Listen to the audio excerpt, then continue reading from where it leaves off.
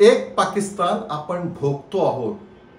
अशा वेळी फाळणीची बीज पुन्हा रोवू पाहणाऱ्या हलाल टाउनशिप सारख्या वेगळ्या धार्मिक स्तरावरती योजना आखणाऱ्या टाउनशिप निर्माणकर्त्यावरती तातडीने कारवाई व्हायला हवी. कारण एक फाळणी झाली, आता पुन्हा फाळणीची बीजे इथे नकोत.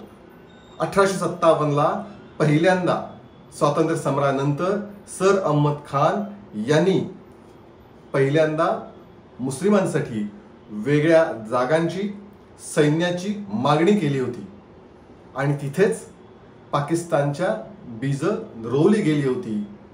आता सुद्धा वेगळ्या सोसायटीच्या निमित्ताने हलाल टाउनशिप, जिथे सगळं हलाल असेल, बच्चे जाळीदार टोपिया पहनेंगे, महिलाएं बुरखाए पहनेंगी, अशी जाहिरात करणारी ही टाउनशिप देशाच्या अखंडतेवरती प्रश्नचिन्ह आहे, धोक्याची घंटा निर्माण करणारी आहे. त्यामुळे अशा प्रकारच्या टाउनशिप निर्माण करणाऱ्यावरती कारवाई व्हायला हवी. एकदा आपण भोगली फाळणी, जर अशी परवानगी दिली तर पुन्हा राज्यामध्ये ठिकठिकाणी लँड जिहाद निर्माण होईल आणि या लँड जिहादीतूनच वेगळ्या सोसायट्या जर उभ्या राहिल्या तर पुन्हा एकदा भारतासाठी ते आव्हान असेल. त्यामुळे विकासाच्या नावाखाली जर कोणी लँड जिहाद करत असेल तर तो खपवून घेतला जाणार नाही, हे नक्की.